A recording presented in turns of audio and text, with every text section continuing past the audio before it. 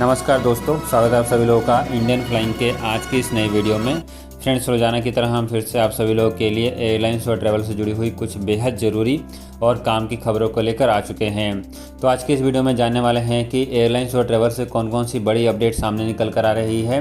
बिना किसी देरी के शुरू करते हैं आज की इन बड़ी खबरों को और पहली बड़ी खबर ले लेते हैं जो कि आ रही है सऊदी अरेबिया से।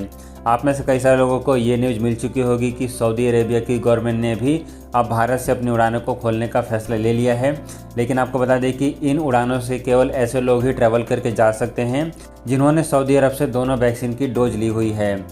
एग्जाम्पल के लिए, यदि आप सऊदी अरब में रह रहे थे और पहले से आपने सऊदी अरब से दोनों वैक्सीन ले ली हुई थी और अभी 1 हफ्ते 2 हफ्ते या फिर 1 महीने पहले सऊदी अरब से भारत में आए हुए हैं, तो ही आप इस समय भारत से सऊदी अरब ट्रैवल करके जा सकते हैं। अभी भी वो सभी लोग ट्रैवल करके नहीं जा सकते हैं जिन्होंने भारत से वैक्सीन ली हुई है या फिर जिन्होंने सऊदी अरब से एक वैक्सीन ली है और दूसरी वैक्सीन भारत से ली हुई है।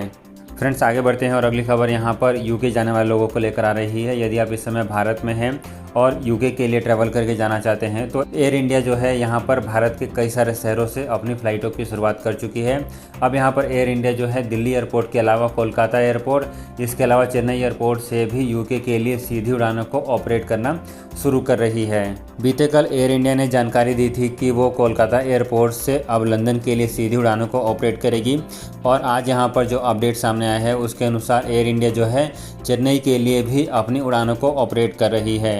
फ्रेंड्स, आगे बढ़ते हैं और अगली अपडेट यहाँ पर अबू धाबी जाने वाले लोगों को लेकर आ रही है। यदि आप भारत से अबू धाबी के लिए ट्रैवल करके जाना चाहते हैं तो अब आपको ICA की वेबसाइट पर जाकर खुद को रजिस्टर करना ज़रूरी है। जी हाँ दोस्तों, यहाँ पर यदि आप 27 अगस्त से पहले ट्रैवल कर रहे हैं तो आपको तुरंत ही ICA की वेबसाइट पर खुद को रजिस्टर करना पड़ेगा। और इसके अलावा यदि आप 27 अगस्त के बाद ट्रैवल कर रहे हैं तो आपके पास 5 दिन का समय होगा। आपको फ़्लाइट में बैठने से 5 दिन पहले खुद को रजिस्टर करना पड़ेगा ICA की वेबसाइट पर। इस रजिस्ट्रेशन में आपको कुछ रिक्वायर्ड डिटेल डालनी पड़ेगी, जैसे कि आपको अपना नाम, आपकी अराइवल की डेट कब होने वाली है, आपका अराइवल पोर्ट क्या है, इसके अलावा डिपार्चर कंट्री, पासपोर्ट डिटेल्स और वैक्सीन के बारे में आपको जानकारी देनी पड़ेगी। फ्रेंड्स, आगे बढ़ते हैं और एक और बड़ी अपडेट यहाँ पर श्रीलंका को लेकर आ रही है। आपको बता दें कि श्रीलंका ने भी भारत से अपनी फ़्लाइटों को खोलने का फैसला ले लिया है और ऐसे सभी लोग जिन्होंने भारत से वैक्सीन लगवाया हुआ है अब वो सभी लोग श्रीलंका के लिए ट्रैवल करके जा सकते हैं। आपको बता दें कि यहाँ पर श्रीलंका जो है भारत से अपनी फ़्लाइटों को 1 सितंबर से चालू कर रही है और यहाँ पर जो रिपोर्ट सामने आई है उसके अनुसार मदुरई, त्रिची, तिरुवनंतपुरम और कोची से यहाँ पर श्रीलंका एयरलाइंस अपनी उड़ानों की शुरुआत कर रही है। इसके साथ साथ यहाँ पर हैदराबाद, दिल्ली, मुंबई और बेंगलुरु के रूट पर भी फ़्लाइटों की संख्या को बढ़ाए जाने की बात कही जा रही है। यानी कि फ्रेंड, जैसे जैसे अब श्रीलंका में भी कोरोना वायरस के केसेस कम हो रहे हैं, वहाँ की गवर्नमेंट ने भी भारतीय पैसेंजर्स को अब श्रीलंका में आने की अनुमति देना शुरू कर रही है। फ्रेंड्स, आगे बढ़ते हैं और अगली अपडेट यहाँ पर पाकिस्तान से आ रही है। आपको बता दें कि पाकिस्तान की गवर्नमेंट के द्वारा यहाँ पर एक नया डिसीजन लिया गया है। इस नए डिसीजन के तहत पाकिस्तान की गवर्नमेंट ने 30 सितंबर की एक डेट रखी है, जिस डेट तक ही अब कोई भी पैसेंजर्स पाकिस्तान में एंट्री कर सकता है बिना वैक्सीनेशन के।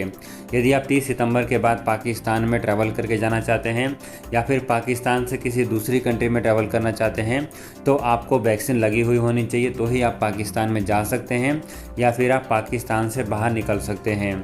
जी हाँ दोस्तों, यहाँ पर इसके लिए 30 सितंबर की आखिरी डेट रखी गई है। 30 सितंबर से पहले कोई भी पाकिस्तानी नागरिक इस समय पाकिस्तान में जा सकता है या फिर पाकिस्तान से दूसरी कंट्री में ट्रैवल कर सकता है, लेकिन 30 सितंबर के बाद उसको वैक्सीन लगवानी पड़ेगी।